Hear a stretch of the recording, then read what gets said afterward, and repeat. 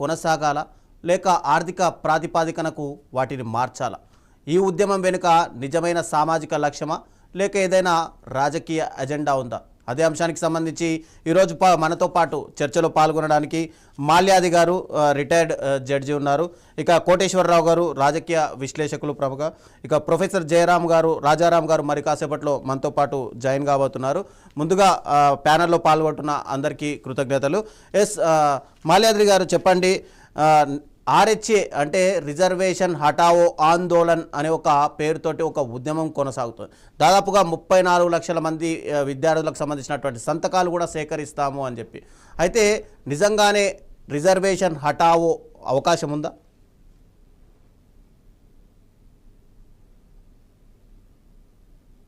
Hello, మాల్యాది గారు చెప్పండి. నమస్కారం అండి. మీకును తోటి స్పీకర్ కి మరియు ప్రేక్షకులకు కూడా అందరికీ నా యొక్క నమస్కారాలు. రిజర్వేషన్ ఎందుకు వచ్చింది, ఇప్పుడు ఎలా ఉంది అనే విషయాల గురించి చర్చించేదానికంటే ప్రస్తుతము మనం ఒక సందిగ్ధమైనటువంటి పరిస్థితుల్లో ఉన్నాం. అదేంటంటే ప్రతిపక్షాలకి ఏదైతే అవకాశం ఉందో రాజ్యాంగ రీత్యా యుద్ధం చేసి మంత్రుల్ని మార్చడం కానీ లేకపోతే వాళ్ళు అనుకున్నది సాధించడం కానీ అది ప్రస్తుతము సిజేపీ చేతికి వెళ్ళిపోయింది అనేది చాలా క్లియర్ గా మనకు తెలుస్తుంది. సిజేపీ చేతికి వెళ్ళినప్పుడు మనం చూస్తే గతంలో కూడా యునైటెడ్ ప్రోగ్రెసివ్ అలియన్స్ యూపీఏ గవర్నమెంట్ ఉన్నప్పుడు జేఏసీ మూవ్మెంట్ వచ్చింది, ఇండియా అగైనెస్ట్ కరప్షన్ ఐఏసీ మూవ్మెంట్. అప్పుడు కూడా ఆ గవర్నమెంట్ ని పడేయటానికి చాలా తప్పకుండా ఆ ఐఏసీ మూవ్మెంట్ అనేది పనిచేసింది. ప్రస్తుతం ఎడ్యుకేషన్ మినిస్టర్ రాజీనామాకు కూడా ఈ సిజేపీ పార్టీ అది ఎందుకు వచ్చింది, ఎలా వచ్చింది, చీఫ్ జస్టిస్ గారు అన్న మాటకు వచ్చిందా లేకపోతే ఏ కారణాలు వచ్చింది అనేది పక్కన పెడితే ఈ మూమెంట్ వల్ల ప్రజల్లో లేదా ఇంటర్నేషనల్ లెవెల్లో కానీ మనకు అర్థమైంది ఏంటంటే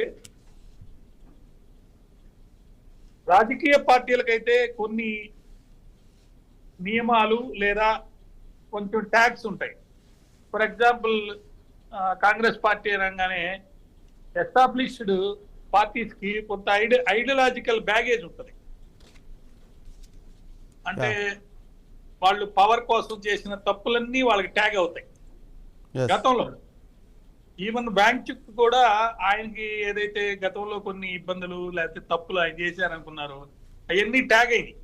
కానీ సిజేపీకి అటువంటి ట్యాగ్స్ లేవు కాబట్టి సిజేపీ మూవ్మెంట్ కి నాకు అందిన సమాచారం ప్రకారం సుమారు 5 లక్షల మంది ఆ రోజు పార్లమెంట్ దగ్గర ధర్నా చేయడం జరిగింది. 50,000 మంది పోలీసులు వచ్చారట.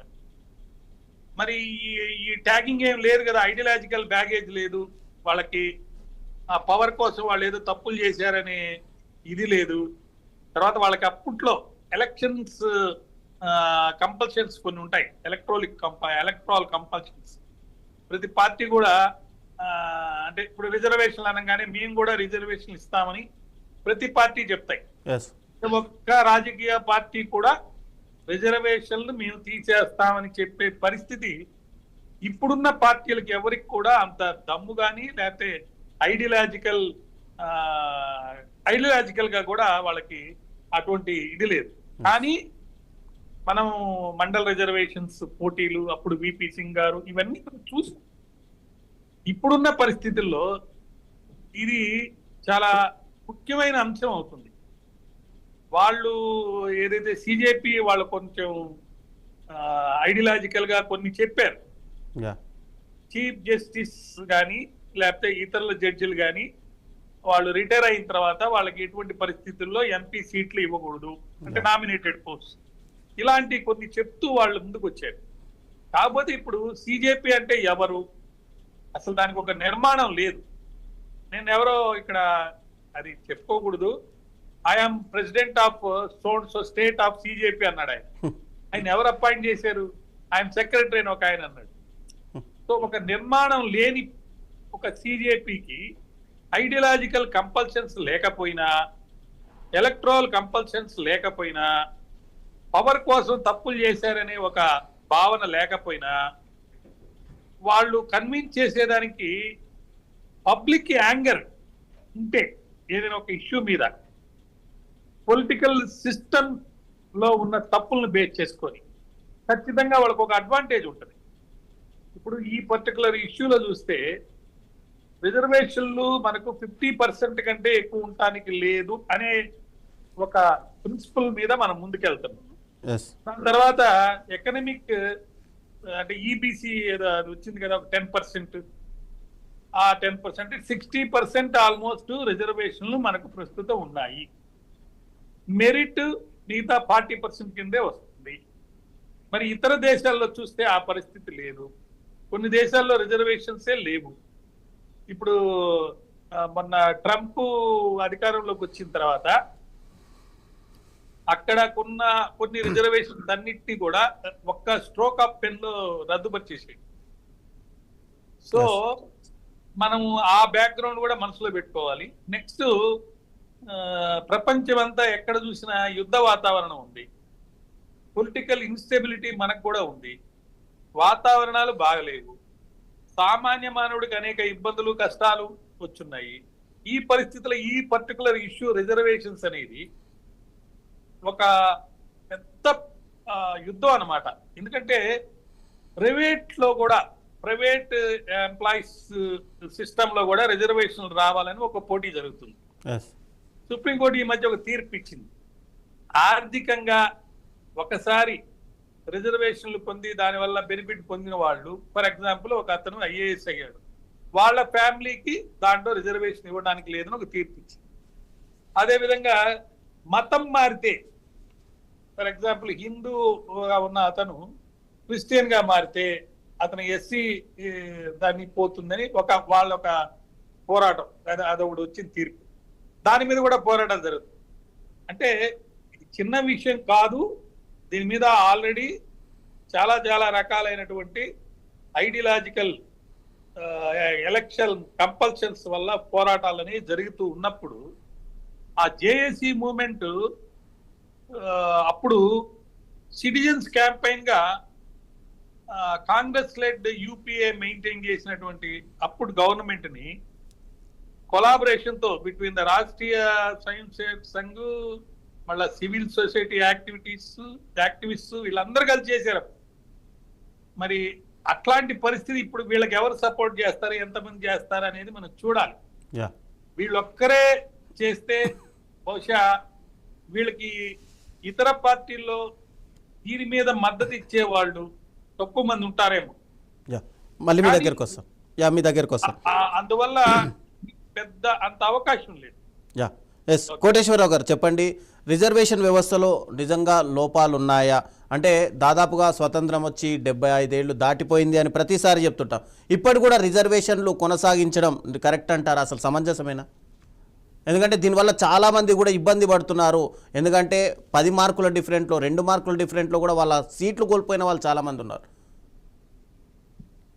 రిజర్వేషన్లో సామాజిక న్యాయం కోణంలో చూసినప్పుడు అవి పూర్తిగా సమర్థనీయమే అనేది నా నిశ్చితమైనటువంటి అభిప్రాయం.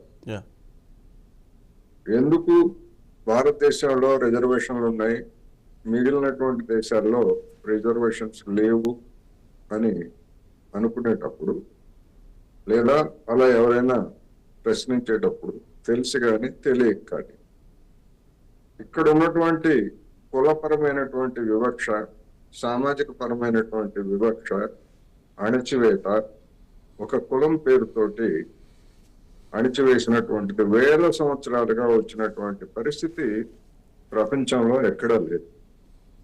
అందుకని మనం ఇతర దేశాలతోటి పోల్చుకోవాల్సి వచ్చినప్పుడు, పోల్చుకోవడం తప్పని కాదు, కానీ ఏ దేశానికి ఉండేటువంటి ప్రత్యేకతలు ఆ దేశానికి ఉంటాయి అనేటువంటిది కూడా మనం గమనించాలి. ఉదాహరణకు అమెరికాలో ఒక రకమైనటువంటి రిజర్వేషన్ ఉంది. ఏమిటి అంటే మన 2 తెలుగు రాష్ట్రాల్లో, అదేవిధంగా దేశవ్యాప్తంగా మన 2 తెలుగు రాష్ట్రాల్లో అందరికీ తెలుసుంది 170 యాక్ట్. 170 యాక్ట్ అంటే గిరిజన ప్రాంతాలుగా ప్రకటించినటువంటి చోట్ల గిరిజనేతరులు ఎవరు కూడా భూములు కొనకూడదు. ఒకవేళ ఇప్పుడు వాళ్ళ చేతుల్లో కనుక భూములు ఉండేట్లయితే వాటిని గిరిజనులకే అమ్మాలి తప్ప మరొకరికి బదలాయించకూడదు అనేటువంటి నిబంధనలు ఉన్నాయి. అదేవిధంగా అమెరికాలో రెడ్ ఇండియన్స్ అంటే అక్కడ ఉన్నటువంటి ఆదిమ జాతులు వాళ్ళకి ఈ విధమైనటువంటి భూమి రిజర్వేషన్స్ కొన్ని ఉన్నాయి. అయితే ఆ రెడ్ ఇండియన్స్ అందరూ ఆ రిజర్వేషన్లు పొందుతున్నారా లేదా అంటే అందరూ పొందకపోవచ్చు, కానీ చట్టపరంగా అక్కడ రిజర్వేషన్స్ ఉన్నాయి. మన దేశంలో దళితులు, గిరిజనుల్లో ఉన్నటువంటి సామాజిక వివక్ష కారణంగా వాళ్ళు డబ్బున్న వాళ్ళ లేదా అనేటువంటిది కాదు, ఆ తరగతులకు చెందినటువంటి వాళ్ళు ఎదుర్కొన్నటువంటి సామాజిక వివక్ష కారణంగా 10 సంవత్సరాల పాటు ప్రత్యేకమైనటువంటి రిజర్వేషన్లు ఇచ్చి వాళ్ళని కూడా జనస్రవంతిలో అంటే ప్రధానమైనటువంటి జనస్రవంతిలో వాళ్ళని కూడా తీసుకురావాలనేటువంటి లక్ష్యంతో మొదట రిజర్వేషన్స్ తాత్కాలిక 10 సంవత్సరాలుగా పెట్టారు. కానీ ఆ లక్ష్యం నెరవేరని కారణంగా ప్రతి 10 ఏళ్లకు వాటిని ఇప్పుడు పొడిగించుకుంటూ వస్తున్నారు. ఇప్పటికీ మనం చూస్తే ఆ లక్ష్యం నెరవేరిందా అంటే అనేక ప్రాంతాల్లో లేదా అనేక చోట్ల నెరవేరలేదు. అయితే కొన్ని సందర్భాల్లో కొన్ని కొత్త సమస్యలు వచ్చిన మాట వాస్తవం. ఒకసారి రిజర్వేషన్ పొందినటువంటి వాళ్ళు తరతరాలుగా అదే రిజర్వేషన్లతోటి కొనసాగుతూ ఎవరైతే ఆ సామాజిక తరగతుల్లో బలహీనంగా ఉన్నారో లేదా ఇంకా అణచివేతకు గురవుతున్నారో వాళ్ళ అవకాశాలని కొట్టివేస్తున్నారు అనేటువంటి విమర్శలు వచ్చాయి. ఆ సామాజిక తరగతుల్లోనే కాస్త ముందు పడినటువంటి వారు వాటన్నిటిని కూడా దక్కించుకుంటున్నారు అనేటువంటి వచ్చిన కారణంగానే వర్గీకరణ సమస్య కూడా మన దేశంలో ముందుకు వచ్చిందనేది మనం గమనించాలి. అందుకని ఇదొక సంక్లిష్టమైనటువంటి పరిస్థితి. ఇప్పుడు మీరు రిజర్వేషన్ హటావో ఈ పేరుతో ముందుకు వచ్చినటువంటి వాళ్ళు ఇవాళ అటువంటి శక్తులు ఇవాళ కొత్తగా వచ్చినటువంటి వాళ్ళు కాదు, మొదటి నుంచి అలాంటి శక్తులన్నీ కూడా ఉన్నాయి. కాకపోతే మన దేశంలో ఉన్నటువంటి సామాజిక వ్యవస్థ, రాజకీయ పార్టీలన్నీ ఆ సామాజిక న్యాయం కోసం పట్టుబడుతున్నాయి కనుక అటువంటి శక్తులకి అవకాశం రాలేదు. గతంలో చూసాం మనం, మండల్ కమిషన్ కి వ్యతిరేకంగా పెద్ద ఎత్తున ఇట్లాంటి వాళ్లే, ఈ భావజాలం కలిగినటువంటి వాళ్లే వ్యతిరేకంగా చేశారు. రెండోది రాజకీయంగా చూసినప్పుడు మండలికి వ్యతిరేకంగా కమండల్ ఉద్యమాన్ని తీసుకొచ్చి ఆ మండలిని వ్యతిరేకించినటువంటి శక్తులు కూడా, కొన్ని రాజకీయ శక్తులు కూడా ఉన్నాయనేటువంటి విమర్శలు కూడా వచ్చాయి. అందువలన ఇప్పుడు నా అభిప్రాయం ప్రకారం అయితే సిజేపీ ముందుకు తెచ్చినటువంటి అనేక అంశాలను పక్కదారి పట్టించేందుకు లేకపోతే గందరగోళం సృష్టించేందుకు ఈ రిజర్వేషన్ వ్యతిరేక శక్తులు ఈ పేరుతోటి ముందుకు వచ్చాయి అనేది నేను భావిస్తున్నాను. అయితే ఇది సక్సెస్ అవుతుందా అంటే ఎట్టి పరిస్థితుల్లోనూ సక్సెస్ అయ్యేటువంటి అవకాశమే లేదు. ఇటువంటివి గతంలో చాలా సార్లు ఇటువంటి ప్రయత్నాలు చేశారు, అవన్నీ కూడా విఫలమయ్యాయి. ఏ రాజకీయ పార్టీ కూడా ఇప్పుడు సిజేపీకి ఒక బీజేపీ లేదా బీజేపీని భుజాన మీద మోసేటువంటి రాజకీయ పార్టీలు మినహా బీజేపీ విధానాలను ఇలా ఎన్డీఏ విధానాలను వ్యతిరేకించేటువంటి మిగిలినటువంటి పార్టీల్లో ఎక్కడన్నా ఒకటేరా చిన్న 1-2 పార్టీలు లేకపోవచ్చు, కానీ ప్రధానమైనటువంటి పార్టీలన్నీ కూడా మద్దతు ఇచ్చాయి. అదే ఈ రిజర్వేషన్ ఆందోళనకు వచ్చేసరికి అటువంటి మద్దతు ఏ ఒక్క పార్టీ కూడా ఇచ్చేటువంటి అవకాశం లేదనేది నా అభిప్రాయం. అందువలన ఇది ఇప్పుడున్నటువంటి సమస్యలని చర్చని పక్కదారి పట్టించేందుకు కొంతమంది పనిగట్టుకొని ఒక ఆర్గనైజ్డ్ గా దీని వెనకాల ఏ శక్తులు ఉన్నాయి ఏమిటి అనేటువంటిది ఇప్పటికిప్పుడు నేను చెప్పను, కానీ ఖచ్చితంగా ఈ రిజర్వేషన్ వ్యతిరేకించేటువంటి దురహంకార శక్తులు లేదా సమాజాన్ని దోపిడీ చేసేటువంటి శక్తులు ఉన్నాయనేది మాత్రం నా అభిప్రాయం. యా ఎస్ మాల్యాద్రి గారు చెప్పండి, రిజర్వేషన్లు అంటే గతంలో చూస్తే కనుక అసమానతలను తొలగించడానికి రిజర్వేషన్లు పెట్టుకున్నాము, ఎందుకంటే వాళ్ళలో కూడా అందరూ చదువుకోవాలి అనే ఉద్దేశంతో అన్నారు. అయితే ఇప్పుడు ఆ రిజర్వేషన్ల వల్ల అసమానతలు పెరిగాయి అని కూడా ఆరోపణలు ఉన్నాయి. ఎంతవరకు చూడాలి వీటి? రిజర్వేషన్ల యొక్క ఫలితం ఏ విధంగా ఉంది అనేది చాలా పెద్ద చర్చ అది. అదేవిధంగా మెరిట్ అనేది పోయినందువల్ల వచ్చే నష్టాలు ఏంటి అనేది కూడా పెద్ద చర్చ. కానీ ప్రస్తుతం అందుబాటులో ఉన్న సమాచారం చూస్తే కుల ఆధారిత రిజర్వేషన్ రద్దు చేయాలని యాంటీ రిజర్వేషన్ వైఖరిని అధికారికంగా సిజేపీ చెప్పలేదని. అది ఓన్లీ జనరల్ గా బయటకు వచ్చిన మాటే గాని వారి ఉద్యమం మటుకు పారదర్శకత, న్యాయ వ్యవస్థ సంస్కరణలు, పరీక్షల్లో అవకతవకలు, మహిళలకు అధిక రాజకీయ ప్రాతినిధ్యం వంటి అంశాలపై కేంద్రీకృతమై ఉంది. ముఖ్యంగా స్త్రీలకి 50 నుంచి 55% రిజర్వేషన్లు ఇవ్వాలని కోరుతున్నాడే వాళ్ళు. సో వాళ్ళు they are not against reservations అనే ఒక ముద్ర వాళ్ళ మీద ఆల్రెడీ పడి ఉంది. కాబట్టి వాళ్ళు ఇప్పుడు మళ్ళీ వాళ్ళ అధికారిక మేనిఫెస్టోలో ఎస్సీ, ఎస్టీ, ఓబీసీ రిజర్వేషన్ రద్దు చేయాలని లేదా వ్యతిరేకించాలని పేర్కొనలేదు. మహిళలకు అధిక రాజకీయ రిజర్వేషన్లు ఇవ్వాలనేది వాళ్ళ యొక్క కోరిక. సోషల్ మీడియాలో సిజేపీపై అనుకూల, ప్రతికూల ప్రచారాలు మరియు అభిప్రాయాలు కనిపిస్తున్నాయి, కానీ అవి అధికారికంగా రాలేదు. అది ఒక విషయం. రెండోది, పొలిటికల్ గా చూస్తే మొన్న సిజేపీ మూవ్మెంట్ ఒక విధంగా చెప్పాలంటే గతంలో కూడా యాంటీ ఈ దాన్ని ఏమంటారు, నీట్ ఎగ్జామ్స్ లేకపోతే చాలా వాటిలో జరిగిన కరప్షన్ లేకపోతే ఇబ్బందులు, వాటి మీద పోరాటాలు జరుగుతూనే ఉన్నాయి. ఈ సిజేపీ వచ్చే టయానికి పొలిటికల్ గా ఏ పార్టీ వాళ్ళు కాదు వీళ్ళనే ఒక ముద్ర వేసుకొని గతంలో లాగా వచ్చేసి, మనం బాగా ఇంకా చూసుకుంటే అస్సాం అజిటేషన్ మనకు గుర్తుంది. వాళ్ళు ఏజీపీ అని రావటం, వాళ్ళు పవర్లోకి రావటం 1985లో వాళ్ళు అస్సాం పాలిటిక్స్ నే రీడిఫైన్ చేసేసి, కానీ పవర్లోకి వచ్చిన తర్వాత వాళ్ళ మీద కూడా కరప్షన్ అలిగేషన్ వచ్చేసింది. కాబట్టి పొలిటికల్ గా డిస్రప్టివ్ ఉంటది, మరియు పొలిటికల్ గా వలనరబుల్ అన్నమాట. అంటే ఈ పర్టికులర్ ఆస్పెక్ట్ పవర్లోకి రాకముందు ఒక విధంగా ఫైట్ ఉంటుంది, పవర్లోకి వచ్చిన తర్వాత వాళ్ళ కంపల్సరీస్ తో వాళ్ళు ఉంటాయి. కాబట్టి అధికారికంగా ప్రకటించని విషయాల గురించి మనం చర్చించుకుంటున్నాము. నెక్స్ట్ 50 to 55% ఉమెన్కి ఇవ్వాలని వాళ్ళు అడుగుతున్నారు, కాబట్టి they are not against reservation అనేది ఒక విషయం. అయితే ఇప్పుడు ఎస్సీ, ఎస్టీ, బీసీ వాళ్ళ మీదకి వాళ్ళ రిజర్వేషన్ తగ్గించాలని వాళ్ళ ఉద్దేశమా, లేకపోతే మొత్తం 50+10% ఈబీసీ రిజర్వేషన్స్ అని ఒక 10% ఉన్నాయి, అవి కూడా తీసేయాలనా, అది కూడా మనం ఒక చర్చకి రావాలి. అయితే రిజర్వేషన్ వల్ల చాలా కొన్ని మంచి ఫలితాలు కూడా వచ్చినాయి. కొన్ని మంచి ఫలితాలు, కొంతమంది బాగా వెనుకబడినటువంటి ఎస్సీ, ఎస్టీ, నిమ్న జాతుల్లో ఉన్న వాళ్ళకి సంబంధించిన వాళ్ళు అధికారంలోకి వచ్చారు, వాళ్ళకి గుర్తింపు వచ్చింది, అన్టచబిలిటీ కొన్ని దిక్కళ్ళు పోయినాయి, ఇవన్నీ జరిగినాయి. కానీ ఇప్పుడు ప్రజెంట్ ట్రెండ్ ఎలా ఉందంటే, ఒక విధంగా చెప్పాలంటే 34 లక్షల సంతకాల సేకరణ చేశారు అని వాళ్ళ అంటే లక్ష్యం అంటున్నారు. అదే నిజంగా జరిగితే ప్రజల్లో ఒక అసంతృప్తి ఉంది దీని మీద అనేది మనకు తెలుస్తుంది. దీనివల్ల ప్రత్యేకంగా లాభం పొందిన వాళ్ళు ఇంకా కంటిన్యూ అవుతూనే ఉన్నారు. మరి వీళ్ళు అనేది ఏంటి, మా క్యాస్టే వద్దు, అందరు ఇండియన్స్ ఒకటే అనే ఒక యుద్ధం లాగా చేయాలనేది వాళ్ళ ఉద్దేశం. కానీ ఇతర దేశాల్లో రేసిజం ఉంది, నల్లవాళ్ళు తెల్లవాళ్ళని. ఆ రేసిజానికి సంబంధించి కూడా రిజర్వేషన్లు కొన్ని ఉన్నాయి, అంటే బ్లాక్ కి కొన్ని రిజర్వేషన్లు ఇవ్వాలని అట్లా. సో ఒక్కొక్క కంట్రీలో ఒక్కొక్క ఆస్పెక్ట్ మీద ఒక్కొక్క ఉన్నాయి.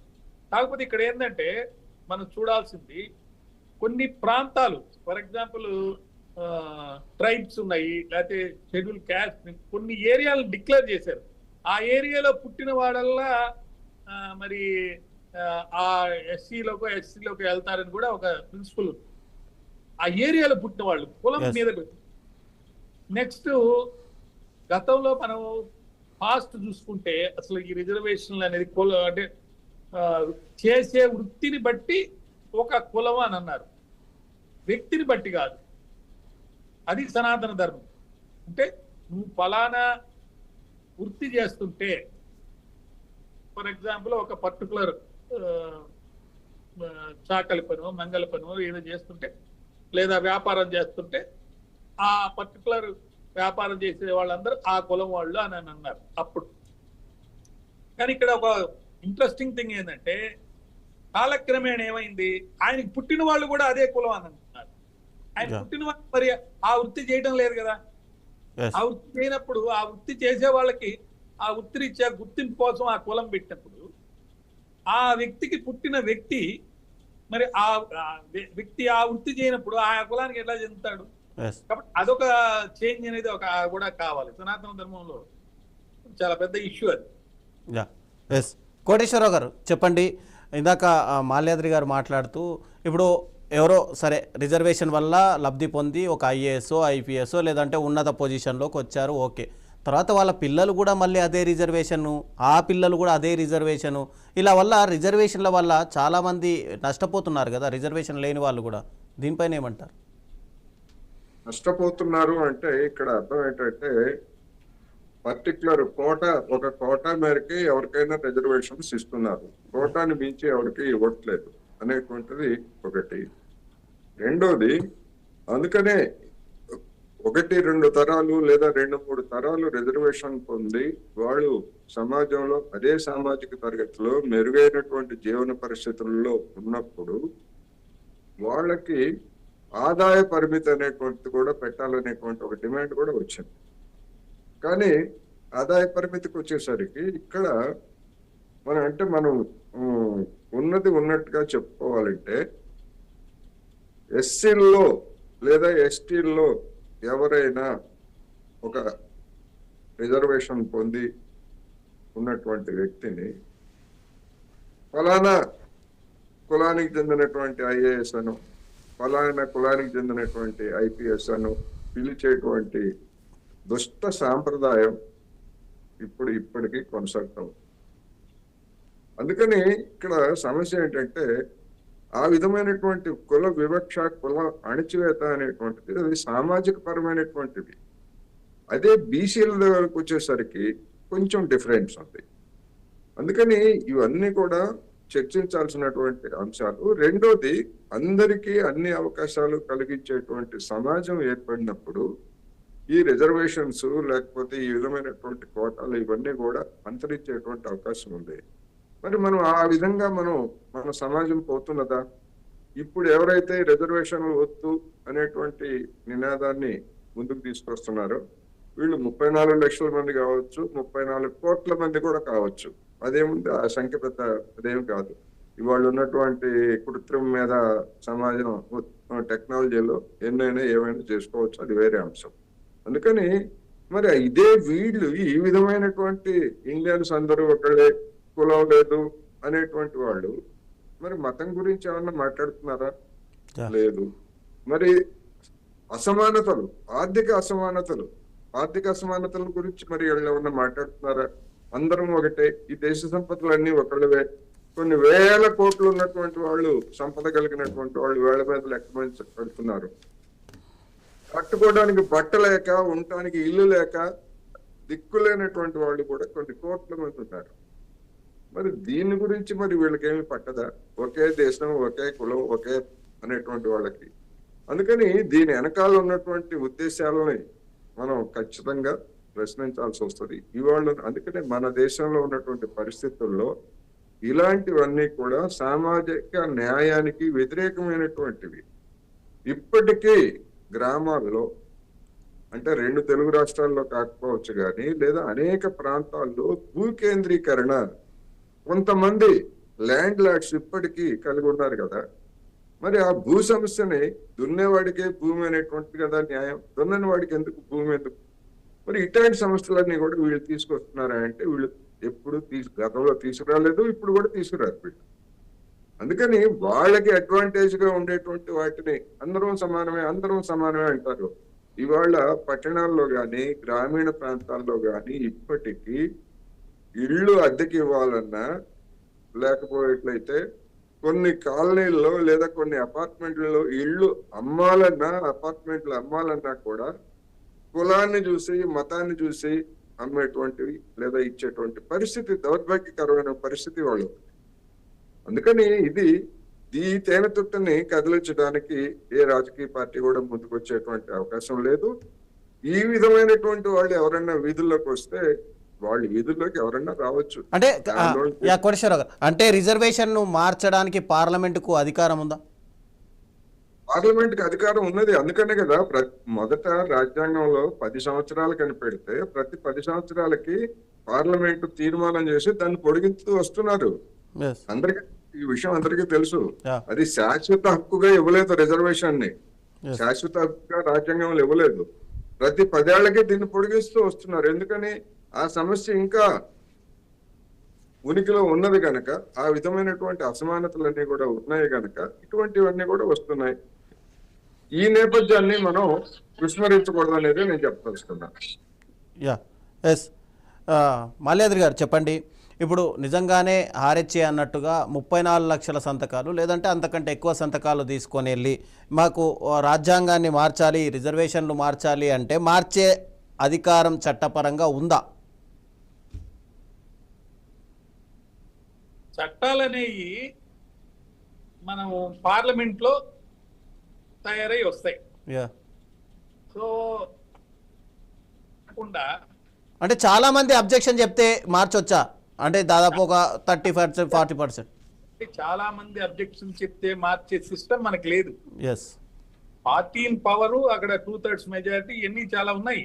ఎస్ ఎస్ వీళ్ళు అనుకున్నంత సులభం కాకపోతే నేను ఒక్క విషయం మీకు గట్టిగా చెప్పదలుచుకుంది ఏంటంటే, దేశవ్యాప్తంగా రిజర్వేషన్ విధానంలో మార్పులు రావాలని కోరుతూ సంతకాల సేకరణ కార్యక్రమాన్ని ప్రారంభించినట్టుగా ఒక ప్రచారం అయితే ఉంది, కానీ అధికారికంగా మీడియా పోస్టులు, సోషల్ మీడియా పోస్టులు మాత్రమే వచ్చినాయి, కానీ అధికారికంగా ఎటువంటి రాలేదండి. కాబట్టి నేను అనుకోవటం, కులాధారిత రిజర్వేషన్ విధానాన్ని పునఃసమీక్షించాలని మాత్రమే వాళ్ళు ఏమైనా అడుగుతారేమో. అంటే కొంచెం తగ్గించడం, కానీ ఇప్పుడు 60% అంటే ఎట్లా అండి? 50% దాటు 10%, 60% పోతున్నాయి. 60% పోతే ఇంకా 40% మెరిట్ అనేది కరెక్ట్ కాదు. సుప్రీంకోర్టు ఈ 10% కూడా కరెక్టే ఉంచండి అని చెప్పి మెరిట్ నైపుణ్యానికి ప్రాధాన్యత పోయింది కదా. కాబట్టి దానికి ఏమైనా పునఃసమీక్షించాలి అనే విషయం ఏమన్నా చేస్తారేమో ఒకటి. దాంట్లో మళ్ళీ ఇందాక మనం అనుకున్న విధంగా ఆల్రెడీ బెనిఫిట్ పొందిన 1 లేదా కొన్ని ఏరియాస్, అంటే ఆల్రెడీ డెవలప్ అయిపోయిన ఏరియాస్, సిటీస్, అటువంటి ఏరియాస్ లో ఉన్న పోస్టులకు సంబంధించి ఏమైనా రిజర్వేషన్లు అనేవి ఉండటానికి లేదనే దాని మీద కూడా చర్చ జరగద్దేమో అని నేను అనుకుంటున్నాను. అంతేగాని 34 లక్షల మంది సంతకాలు పెట్టారు, 1 మంది సంతకాలు పెట్టారు కాబట్టి చట్టాల్లో మార్పులు వస్తాయంటే జరగదు. అంటే యాజ్ ఏ రిటైర్డ్ జడ్జిగా ఈ ఉద్యమం కనుక చివరి వరకు కోర్టు మెట్లు ఎక్కితే అక్కడ తీర్పులు ఎలా వచ్చే అవకాశాలు ఉంటాయి? ఉద్యమం కోర్టు మెట్లెక్కే పరిస్థితి లేదు. మొన్న జరిగిన ఈ పోరాటానికి సంబంధించి కోర్టు మెట్లు ఎలా ఎక్కారు, ఏం జరిగింది అనేది మనం చూస్తే, సిజేఐ గారు ఒక 2 ప్రకటనలు చేశారు. ఒకటి ఏంటంటే, నేను యూత్ అందరినీ కాక్రోచ్ అనలేదు, కేవలం ఫేక్ లా డిగ్రీస్ తీసుకొని లాయర్లుగా లేదా న్యాయమూర్తులుగా వచ్చి ఎవరు అలా చేస్తున్నారో వాళ్ళని మాత్రమే, కొద్ది మందిని మాత్రమే నేను అన్నానని చెప్పడం ఒకటి జరిగింది. రెండోది, నాకు టైం లేదు, నేను వీడియో చూడనని అన్నారని ఒక మాట వచ్చినప్పుడు దానికి కూడా వివరణ ఇచ్చారు. అసలు పిటిషనే మా దగ్గర ఫైల్ చేయలేదు సుప్రీంకోర్టులో, ఇంకా నేను అలాంటి మాటలు నేను ఎక్కడ అన్నాను అంటే, డిజిటల్ మీడియాలో వచ్చే మాటలన్నీ వాస్తవాలు కాదనేది ఒక విషయం. ఇది కోర్టు మెట్లు ఎక్కుతుందా లేదా అంటే నాకు అనుమానమే. ఎందుకంటే పునఃసమీక్షించడానికి అడగొచ్చు, కానీ మొత్తం రద్దుపరచండి అని అంటే అది మౌలికంగా అంటే బేసిక్ ఫండమెంటల్ కొన్ని ఉంటాయి అన్నమాట. అంటే ప్రాథమిక సూత్రాలు మరియు basic structure of the constitution అంటాం. అంటే బేసిక్ స్ట్రక్చర్, ఇప్పుడు మన గోలక్నాథ్ కేసులో ఏమన్నారు, basic structure of the constitution ఒకటి ఉంటుంది, వాటిని మార్చే అధికారం పార్లమెంటుకు లేదన్నారు, అమెండ్మెంట్ పవర్ లేదు అని అన్నారు. సో ఆ బేసిక్ స్ట్రక్చర్స్ లో రిజర్వేషన్ అనేవి కూడా ఒక భాగం. Yeah. సో రిజర్వేషన్లు సంబంధించి కేవలం చట్టాల్లో మార్పు రాకుండా కోర్టు తన సువోమోటో పవర్ లో జ్యుడిషియల్ రివ్యూలో ఇవన్నీ చెప్తుందంటే దానికి సంబంధించి పబ్లిక్ ఇంట్రెస్ట్ లిటిగేషన్ వేసినా అంత దూరం అది ప్రయాణం చేయదు. చట్టాల్లో మార్పు రావాలంటే మళ్ళీ పోరాటాలు జరగాలి, ఎలక్షన్లు జరగాలి, అధికారంలోకి రావాలి. కాకపోతే ఒక విషయం ఏంటంటే ఇక్కడ ఒక చిన్న మనకి మనం మీ అందరికీ మరి బంగ్లాదేశ్ లో జరిగిన ఒక పోరాటాన్ని మనం మనసులో పెట్టుకోవచ్చు. ఇక్కడ Yeah. అలాంటిది ఏమన్నా జరగద్దేమో అనే ఒక భయం ప్రస్తుతం ఉన్న ప్రభుత్వానికి కూడా వచ్చి వెంటనే రాజీనామా చేపించారు. ఇది ఇంకా ఎక్కడి దాకా మారిపోతుంది, ఏమవుతుంది, ప్రెసిడెంట్ రూల్ పెట్టాల్సి వస్తుందేమో, అంత దూరం ఇంకంటే విద్యాశాఖ మంత్రి రాజీనామా చేసేస్తే చల్లబెరిచిపోద్ది అని చెప్పి వాళ్ళ ఉద్దేశంగా ఒక స్ట్రాటజీ. చాలా స్ట్రాటజీలు జరిగినాయండి దీన్ని అంతం చేయాలని, ఇది ముందుకు పోవాలని.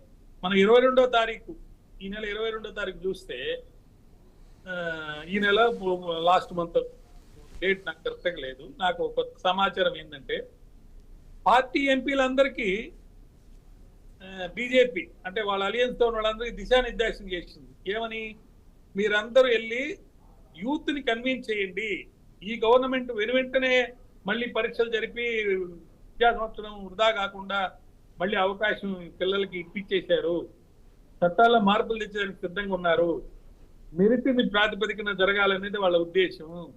వాళ్ళు ఎంత దూరమైనా వెళ్తారు అంటే పొలిటికల్ గా కూడా చాలా దూరం ఫైట్ చేసింది బీజేపీ అలయన్స్ వాళ్ళ ద్వారా. కాబట్టి ఏదైనా పాలిటిక్స్ లో ఏదైనా జరగచ్చండి. ఈ పార్టీ వాళ్ళు ఆ పార్టీలో మారుతారు. ఇప్పుడు రేపు ఎక్కువ మద్దతు దీనికి వచ్చింది అనుకోండి, మీరు 34 లక్షల ఇంకా ఎక్కువ మద్దతు వస్తే దాని మీద పునఃపరిశీలించాలని ఏమన్నా కోర్టుకు వెళ్ళే అవకాశం ఉంది, అదర్వైజ్ కష్టం. కోటేశ్వరరావు గారు చెప్పండి, ఈ మధ్య యువతలో పెరుగుతున్నటువంటి అసంతృప్తిని ఇప్పుడున్నటువంటి రాజకీయ పార్టీలు క్యాష్ చేసుకుంటున్నాయా? ఇప్పుడు ఒక విషయం మనం గుర్తు చేసుకోవాలి. సిజేపీ ఎజెండా ప్రకటించినటువంటి ఎజెండాలో ఈ రిజర్వేషన్ వ్యతిరేకత అనేటువంటి అంశం లేదు. ఇది ఇప్పుడు ఈ ఎవరైతే ఈ అంశాన్ని తీసుకొచ్చారో వాళ్ళు సిజేపీకి ఎలాంటి సంబంధం లేదనేది నా అభిప్రాయం. సిజేపీ నాయకుడిగా ఉన్నటువంటి అభిజిత్ దిప్కేని కొంతమంది ఇలాంటి వాళ్ళే ఇప్పుడు ఏదైతే రిజర్వేషన్స్ వ్యతిరేకిస్తున్నారో వీళ్ళు అతన్ని ఇబ్బంది పెట్టాలనేటువంటి ఉద్దేశంతో మీరు రిజర్వేషన్లకు వ్యతిరేకమా, ఎస్సీ ఎస్టీ రిజర్వేషన్లకు అనుకూలమా వ్యతిరేకమా అని ప్రశ్నించినప్పుడు అతను చెప్పినటువంటి అంశాన్ని చెప్పిన సమాధానం ఏమిటంటే, నేను స్వయంగా ఒక దళితుణ్ణి, అందుకని రిజర్వేషన్ల గురించి లేకపోతే సామాజిక న్యాయం గురించి నాకు తెలుసు, నా వైఖరి నాకున్నదే అని ఆయన జెంటల్ గా సమాధానం చెప్పాడు ఆ కుర్రాడు. అందుకని ఇది వచ్చేసరికి ఈ విధమైనటువంటి ఇది పక్కదారి పట్టించేటువంటి ఎత్తుగడ, దీని వెనకాల ఉన్నటువంటి కుట్రని మనం తక్కువ అంచనా వేయకూడదు. ఆ కుట్ర ఎవరు చేస్తారు ఏమిటి అన్నప్పుడు సిజేపీని వ్యతిరేకించినటువంటి శక్తులు ఏవైతే ఉన్నాయో ఖచ్చితంగా దీని వెనకాల వాళ్ళ హ్యాండ్ ఉంటుంది. లేకపోయేట్లయితే ఇప్పటికిప్పుడు ఈ రిజర్వేషన్ల అంశం అనేది లేకపోతే 1 నేషన్ 1 క్యాస్ట్ అనేటువంటిది ఇవాళ కొత్తగా ఇప్పుడు ఎందుకు పుట్టుకొచ్చింది? ఇంతకు ముందు కూడా తెలుసు, రిజర్వేషన్స్ మీద అనేక ఆందోళన కొంతమంది చేశారు. అయినా కానీ ఇప్పుడు ఎందుకు పుట్టుకొచ్చిందంటే దీని వెనకాల ఖచ్చితంగా కొన్ని రాజకీయ శక్తులు, కొన్ని సంస్థలు ఉన్నాయి. ఆ ఏమిటి అనేటువంటిది రాబోయే రోజుల్లో అందరికీ స్పష్టంగా వస్తుంది అనేది కూడా నేను ఈ సందర్భంగా చెప్పదలుచుకున్నాను. ఇప్పుడు మీరు అడిగినటువంటి ప్రశ్న ఏంటి? యువతలో పెరుగుతున్నటువంటి అసంతృప్తిని రాజకీయ పార్టీలు క్యాష్ చేసుకుంటున్నాయా? యువతలో పెరుగుతున్నటువంటి అసంతృప్తిని రాజకీయ పార్టీలు క్యాష్ చేసుకుంటున్నాయా లేకపోతే ఏం చేసుకుంటున్నాయి అనేటువంటి ప్రశ్నని మనం వేసేటప్పుడు ఒక్క యువతలో పెరుగుతున్నటువంటి అంశాన్ని రాజకీయ పార్టీలు క్యాష్ చేసుకుంటాయి అని ఎందుకు అనుకోవాలి? ప్రతి అంశాన్ని ప్రతి రాజకీయ పార్టీ క్యాష్ చేసుకోవడానికి ప్రయత్నిస్తుంది. ఉదాహరణకు అన్నా హజారే లోక్పాల్ బిల్లు లోక్పాల్ వ్యవస్థ కోసం ఆయన ఉద్యమించినప్పుడు దాని వెనకాల చేరినటువంటి వాళ్ళు ఎవరు? ఆర్ఎస్ఎస్, సంఘ పరివారు, బీజేపీకి చెందినటువంటి వాళ్ళందరూ ఉన్నారు, ఇతరులు కూడా ఉన్నారు. దాన్ని 2014 ఎన్నికల్లో బీజేపీ ఏ విధంగా క్యాష్ చేసుకుందో మనందరికీ తెలుసు. దాని మీద అనేక రివ్యూలు కూడా వచ్చాయి. అందుకని ఇప్పుడు ఈ నీట్ అంశం మీద తలెత్తినటువంటి ఈ ఆందోళనని క్యాష్ చేసుకోవడానికి ప్రతి పార్టీ కూడా ప్రయత్నిస్తుంది. అందులో బీజేపీ ప్రయత్నించింది, దాన్ని వ్యతిరేకించడం ద్వారా అదొక ప్రయత్నం చేసింది లబ్ధి పొందటానికి. మరి ఇంతకుముందు మాలాద్రి గారు చెప్పినట్టు దీన్ని అంతటినీ మేము చేసింది సరైందే అని మీరు జనంలోకి వెళ్ళండి, యూత్ లోకి వెళ్ళండి అని చెప్తాం అంటే దాని అర్థం ఏమిటి?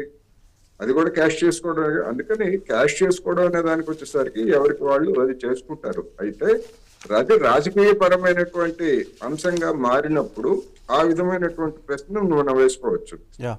ఇప్పటి వరకు సిజేపీ ఉద్యమం రాజకీయ పరమైనటువంటి అంశంగా మారలేదు, ఒక ఆన్లైన్ ఉద్యమంగా మాత్రమే ఉన్నది. ఈ ఉద్యమం ఇట్లాగే ఉంటుందా, తర్వాత దీని భవిష్యత్తు ఏమిటి అనేటువంటిది మనం ఇప్పుడు విజువలైజ్ చేసి చెప్పలేము. ప్రపంచంలో అనేక ఉద్యమాలు ఇదే విధంగా పుట్టుకొచ్చి ఆ పర్టికులర్ ఆ యొక్క ఒక సమస్య మీద ఉద్యమించినప్పుడు ఆ సమస్య పరిష్కారం కాగానే అవి తర్వాత చల్లబడిపోయినటువంటి ఉదంతాలు కూడా ఉన్నాయి. అందుకని ఇప్పుడు కూడా అలాగే, అంటే ఒక స్పాంటేనియస్ గా ఎప్పటి నుంచో పరీక్షల మీద గూడు కట్టుకున్నటువంటి ఒక అసంతృప్తి అనేటువంటిది ఈ రూపంలో వచ్చింది. ఉదాహరణకి మనం అట్లా చెప్పుకోవాల్సి వస్తే, మన ఢిల్లీలో జరిగినటువంటి నిర్భయ ఉదంతం ఈ దేశంలో గ్రామాల్లో కావచ్చు, పట్టణాల్లో కావచ్చు, ఎంతమంది మహిళలు అత్యాచారాలకు గురవుతున్నారు, హత్యలకు గురవుతున్నారు అందరికీ తెలుసు. కానీ ప్రతి హత్య మీద, ప్రతి ఉదంతం మీద దేశం ఆ విధంగా స్పందించిందా? నిర్భయ మాదిరి స్పందించలేదు, స్పందించదు కూడా. అందుకని ఇటువంటివన్నీ ఇవి స్పాంటేనియస్ గా వచ్చినటువంటిది. దీన్ని సొమ్ము చేసుకోవడానికి ఖచ్చితంగా ప్రతి రాజకీయ పార్టీ ప్రయత్నించింది కూడా. అయినప్పటికీ దీని ఫలితాలు మనం అప్పుడే చెప్పలేము. ఎన్నికలు ఇప్పుడు లేవు గనక దాని ఫలితాల గురించి ఇప్పుడైతే మనం చెప్పలేము. ఎస్ మాల్యాద్రి గారు చెప్పండి. అంటే కులం ఆధారంగా ఆల్రెడీ రిజర్వేషన్లు తీసుకున్న వాళ్ళు ఆల్రెడీ అదే రిజర్వేషన్లో కొనసాగుతున్నారు, వాళ్ళ పిల్లలు తీసుకుంటున్నారు. ఇందాక మనం మాట్లాడుకున్నాం. దాంట్లో కంటే అదే కులంలో ఆర్థిక పరిస్థితిని గనక తీసుకొని వాళ్లకు రిజర్వేషన్లు ఇస్తే బాగుంటుంది అనే చర్చ కూడా నడుస్తుంది. దీన్ని ఎలా చూడాలి? ఒక విషయం అండి, రిజర్వేషన్లు ఎందుకు వచ్చినాయి దాని బ్యాక్గ్రౌండ్ మనకు తెలుసు. ఈ రిజర్వేషన్లు ఏదో ఇప్పుడు వచ్చినాయి అని అనుకుంటే కాదండి. మనకు స్వాతంత్రం రాకముందు కూడా కొన్ని ఉన్నాయి. అయితే కొన్ని రాజకీయ పార్టీలు యువతలో ఉన్న అసంతృప్తిని తమ రాజకీయ ప్రయోజనాలకి ఉపయోగించుకోవడానికి ప్రయత్నిస్తుంటాయి. అలాంటి వాళ్ళు ఏం చేస్తారంటే, అయ్యా మీ కులంలో ఆల్రెడీ బెనిఫిట్ పొందిన వాళ్ళని ఎక్స్క్లూడ్ చేయండి, అది ఒక నినాదం. రెండో నినాదం మీరు చెప్పింది, మీ కులంలో ఆర్థికంగా వెనకబడిన వారు ఆల్రెడీ వాళ్ళు రిజర్వేషన్లు తీసుకున్నా తీసుకోకపోయినా కూడా వాళ్ళకి ఆర్థికంగా వెనకబడి ఉంటే వాళ్ళకి రిజర్వేషన్లు ఉండాల్సిందే అనేది రెండో వాదన. అయితే ముఖ్యమైన వాదన ఏంటి? సామాజికంగా వెనకబడి ఉన్నవాళ్ళు, ఆర్థికంగా వెనకబడి ఉన్న వాళ్ళు ఈబీసీ కింద 10% కూడా రావచ్చు, ఏ కులం వారైనా సరే. కానీ ఇక్కడ ఏంటి, ఆర్థికంగా వెనకబడటం ఒకటి, సామాజికంగా వెనకబడటం ఒకటి. ఆ రెండుటి ప్రాతిపదికన ఆ పర్టికులర్ క్యాస్ట్ కో లేకపోతే ట్రైబ్ కో రిజర్వేషన్లు అనేవి కల్పించారు. కాబట్టి ఎలిమినేషన్ ఆఫ్ ఆల్రెడీ ఒక తరమో రెండు తరాలో బెనిఫిట్ పొందిన వాళ్ళని ఎలిమినేట్ చేయడానికి ఎక్కువ మద్దతు ఉందండి. కానీ ఆర్థికంగా వెనకబడిన వాళ్ళు, ఆర్థికంగా ముందున్న వాళ్ళు, వాళ్ళిద్దరి మధ్యలో ఒకే కులంలో వ్యత్యాసం పెట్టి వాళ్ళకి మాత్రమే రిజర్వేషన్ ఉండాలనే దాని మీద ఎక్కడ కూడా చర్చ జరగలేదు. దానికి సంబంధించిన స్టాటిక్స్ కానీ ఏమీ లేదు. అయితే ఈ యువతని యొక్క అసంతృప్తిని వాడుకొని అనేక రకాలైనటువంటి విషయాలను తీసుకొచ్చి పెట్టే అవకాశం ఉంది. ఏ పార్టీ అయినా సరే వాళ్ళ అసంతృప్తిని మార్చుకొని వాళ్ళ అధికారంలో రావడానికి చాలా మంది ట్రై చేస్తారు. ఇప్పుడు యాంటీ ఎస్టాబ్లిష్మెంట్ అనేది తప్పకుండా ప్రతి గవర్నమెంట్ ఉంటది. దాన్ని క్యాచ్ చేసుకోవడానికి ముఖ్యంగా యువతని వాడుకుంటే నెక్స్ట్ ఇప్పుడు చాలా మంది మొన్న నాకు చెప్పింది ఏంటంటే, ఇంటర్నెట్ అక్కడ తీసేశారట. ఇంటర్నెట్ తీసేసినా కానీ వాళ్ళు ఇంకొకటి ఏదో యాప్ల ద్వారా మెసేజ్లు అందరికీ పంపించగలిగారు. అంటే టెక్నాలజికల్ గా చాలా ఈ సిజేపీ వాళ్ళు వాడుకోవడం జరిగింది. దానికి ఏదో చాలా ప్రాసెస్ చెప్పాను, నేను ఒక ఎక్స్ప్లెనేషన్ అంతా చదివాను. అంటే కేవలం అది స్టూడెంట్స్ లో వచ్చిన మూమెంట్ మాత్రమే కాదు, దాని వెనక చాలా బ్యాక్గ్రౌండ్ ఉంది. ఆ బ్యాక్గ్రౌండ్ లో సైంటిఫిక్ ఇన్వెన్షన్స్ లో ఉన్న అడ్వాంటేజెస్ తీసుకున్నారు, యూత్ లో ఉండే రిసెంట్మెంట్ తీసుకున్నారు, నెక్స్ట్ పొలిటికల్ గా ఏదైనా పార్టీస్ సపోర్ట్ చేస్తుంటే అవి తీసుకున్నారు, కొంత ఎవిడెన్స్ కూడా చూపించారు. కొంతమంది కొన్ని పార్టీల వాళ్ళు ఆహారం అందించడం, రాళ్లు తీసుకురావడం, ఇవన్నీ ఆ పార్టీ జెండాలు పెట్టుకొని అధికారంలో ఉన్న పార్టీలే తీసుకొచ్చి పెట్టారని కూడా కొంత వచ్చింది. కాబట్టి ఏది ఎలా మారుతుంది పరిస్థితులను బట్టి, ఇప్పుడు ఎవరికి కూడా ఏదో విధంగా పవర్కి రావాలనే కానీ నిజాయితీ పరులు ఎక్కడున్నారండి? చాలా తక్కువ మంది ఉన్నారు. ఎవరైనా నిజాయితీగా వాడు పని చేస్తే, నేను ఇప్పుడు ఒక జడ్జిగా ఉద్యోగం చేసి రిటైర్ అయితే నాకు 60 లక్షలు 70 లక్షలు వచ్చింది నిజాయితీగా చేస్తే. ఆ 70 లక్షలతో ఒక ఇల్లు కొనే పరిస్థితి ఉందా? లేదు. కాబట్టి ఎక్కడ చూసినా ట్రాన్స్పరెన్సీ లేదు, అకౌంట్ జవాబుదారీతనం లేదు, పారదర్శకత లేదు, కరప్షన్ అనేది ర్యాపెంట్ అయిపోయింది. అందరు అగ్రీబులే. అకౌంట్ పట్టుకుంటే ఎంతెంత డబ్బు దొరుకుతుందండి? ఏ క్యాస్ట్ కి సంబంధించిందా, అది రిజర్వేషన్ కి సంబంధించిందా? ఎవరైనా సరే పవర్ లోకి వచ్చాడంటే, ఉద్యోగం చేస్తున్నాడంటే వాడు శాలరీ మీద ఆధారపడితే వాడిని ఒక తెలివితక్కువలాగా చూస్తున్నారు. కాబట్టి పొలిటికల్ కరప్షన్ లేదా మూమెంట్ లో కరెక్ట్ గా వెళ్ళే అవకాశం ఉంది. కాబట్టి మీరు చెప్పినట్టు ఏ అంశాన్ని అయినా తీసుకోవచ్చు. వాళ్ళు మీ కులంలో తక్కువ ఉన్న ఆదాయం ఉన్న వాళ్ళని అందరికి రిజర్వేషన్ ఇద్దామని చెప్పి దానికి ఫైట్ అంటే వాళ్ళ మధ్యలో ఫైట్ పెట్టిన వాళ్ళు అవుతారు. సో అలాంటి అవకాశాలు ఏదైనా ఉందండి. ఇప్పుడున్న పరిస్థితుల్లో ఎవరైనా అధికారంలో రావచ్చు, ఏ పార్టీ వాళ్ళైనా కూడా మరి రావచ్చు. ఇంకో ముఖ్య విషయం ఏంటంటే, ఇప్పుడు బీజేపీ అనుసరిస్తున్న విధానం చూస్తే, ప్రజల్లో మీరు గెలిచి వచ్చి ముఖ్యమంత్రి అయినంత మాత్రాన అపోజిషన్ పార్టీలు అయితే వాళ్ళని కూడా జైల్లో పెట్టారు. For example AAP government chief minister పెట్టారు. కాబట్టి ఎన్నికలనే కొలమానం కాదు, పవర్ లో సెంటర్ లో ఎవరున్నారు వాళ్ళకి వాషింగ్ మిషన్ అనో లేకపోతే ఇట్లా వచ్చినాయి కదా, మీకు తెలిసిన విషయాలే చెప్పేదానికంటే. బట్టి యూత్ లో ఉన్న రిసెంట్మెంట్ వాడుకొని కులం మధ్యలోనే చిచ్చులు పెట్టి ఇది ఒక పెద్ద ఇష్యూ చేసి చర్చించి చేసే అవకాశం ఉంది, లేదని నేను చెప్పలేను. బట్ ఎంత మాత్రం అనేది అంటే, ఇప్పుడు ఫర్ ఎగ్జాంపుల్ సుప్రీంకోర్టు తమ యొక్క పవర్ ను వాడుకొని ఇవన్నీ రద్దుపరచడానికి లేదు. ఎందుకంటే రాజ్యాంగంలో మనకు ఆర్టికల్ 15(4), 15(5), 16(4), 16(4)A, 46 ఇట్లాంటి కొన్ని మనకు ప్రాథమిక హక్కులు ఉన్నాయి, directive principles of state policy ఉన్నాయి. మాల్యాద్రి గారు ఇక్కడే ఒక్క నిమిషం. ఆర్టికల్ 14 ప్రకారం సమానత్వ హక్కు అంటున్నాం, బాగుంది. మళ్ళీ అప్పుడే రిజర్వేషన్ అంటున్నాం. ఏది అసలు కరెక్ట్ గా తీసుకోవాలి? ఏమండి సమానాలు అంటే ఇద్దరు సమానంగా ఉంటే, ఇప్పుడు బాగా బలమైన వాడు తోటి బలమైన వాడు పోటీ పడి యుద్ధం చేయమంటే వాడు ఏం గెలుస్తాడు? ఆ కులాల్లో కొన్ని ప్రాంతాల్లో వెనకబడిన తరగతులు లేకపోతే సామాజికంగా ముందుకు రాని వాళ్ళు ఉన్నారు, వాళ్ళకి రిజర్వేషన్లు ఉండాలి. ఎంతవరకు ఉండాలి, ఎంత మాత్రం ఉండాలి అనేది చర్చించినప్పుడు ఒక క్రీమీ లేయర్ అని ఒకటి పెట్టారు, 50% అని ఒకటి పెట్టారు, ఇతర రకాలు పెట్టారు. వీటిని పునఃసమీక్షించాలి. ఎలా అయితే ఈ దేశ అభివృద్ధికి లేకపోతే మెరిట్ కాంప్రమైజ్ కాకుండా, లేదా వారు అన్నట్టు అన్ని కులాలు రద్దు చేయండి.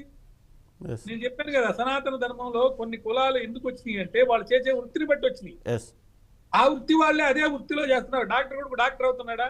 నా కూతురు ఇప్పుడు జడ్జి కాలేదే, న్యాయమూర్తి డాక్టర్ అయింది ఆమె. మరి జడ్జిగా ఉన్న వాళ్ళందరికీ ఒక కులం ఇచ్చినప్పుడు నా కూతురికి ఆ కులం ఎందుకు ఇస్తున్నారు, లేదా నా కొడుకు ఆ కులం ఎందుకు ఇస్తున్నారు? సనాతన ధర్మంలో చెప్పింది లేదు కదా.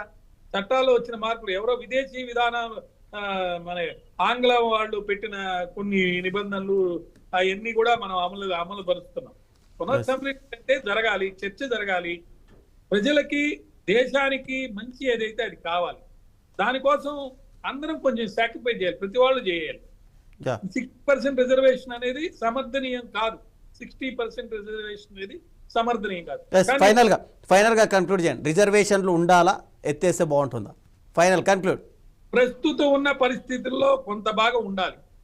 మెరిట్ కాంప్రమైజ్ కాకుండా దేశాభివృద్ధి కోసం పునఃసమీక్షించ జరగాలి, చర్చ జరగాలి, జ్యుడిషియల్ రివ్యూ జరగాలి, పార్లమెంట్ లో దీని మీద చర్చ జరగాలి. వస్తుందండి చర్చ, ఖచ్చితంగా వస్తుంది. ప్రతి వీచ్ కూడా అన్ని పర్మనెంట్ కాదు, ఏది పర్మనెంట్ కాదు. కాబట్టి ప్రతి వాళ్ళు కుల ఆధారంగా కాకుండా స్కిల్ డెవలప్ చేసుకోవాలి. వాళ్ళకున్న పరిస్థితుల్లో బట్టి వాళ్ళు డెవలప్ అవ్వాలి.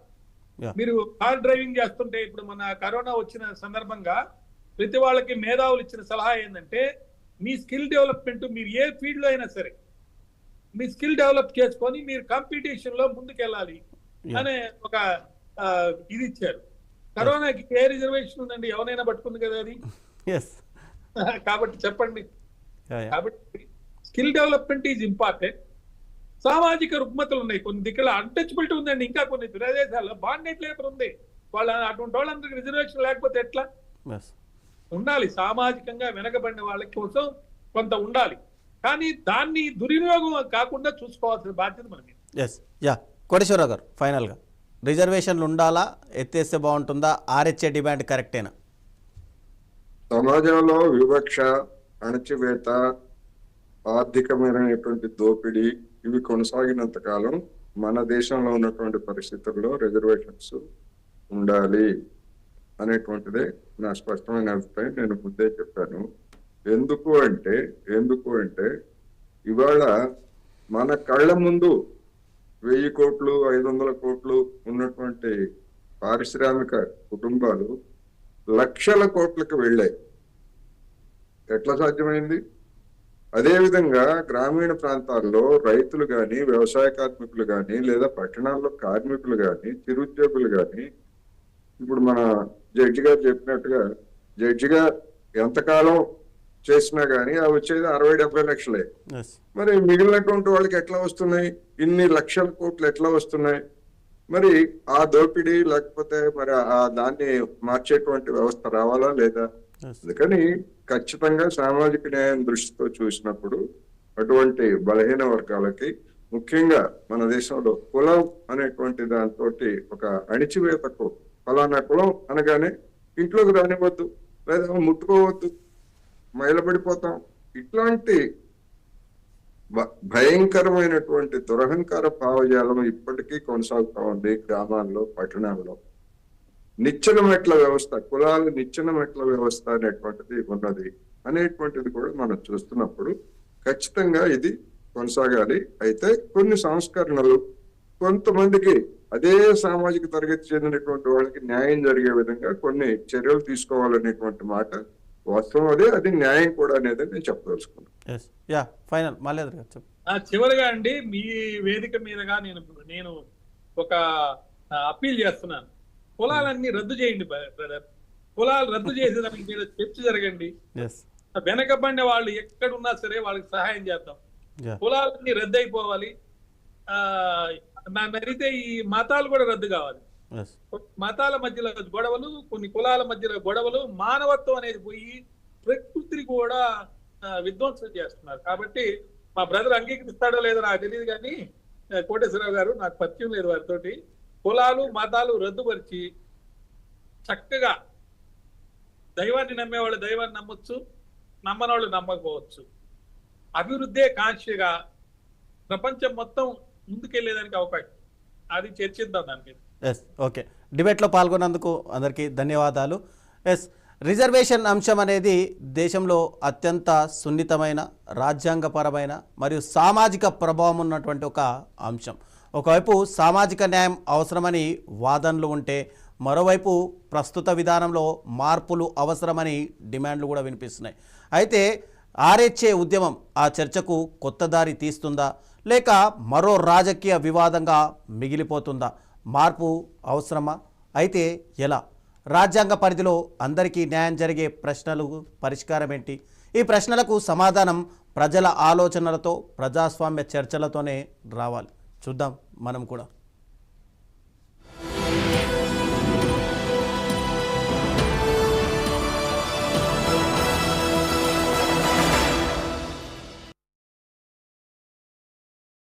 మీ అభిమాన 9+ న్యూస్ ఇప్పుడు అమెజాన్, TV1, జెంగా టీవీ వంటి ప్రముఖ OTT ప్లాట్ఫామ్లలో ప్రత్యక్ష ప్రసారమవుతోంది.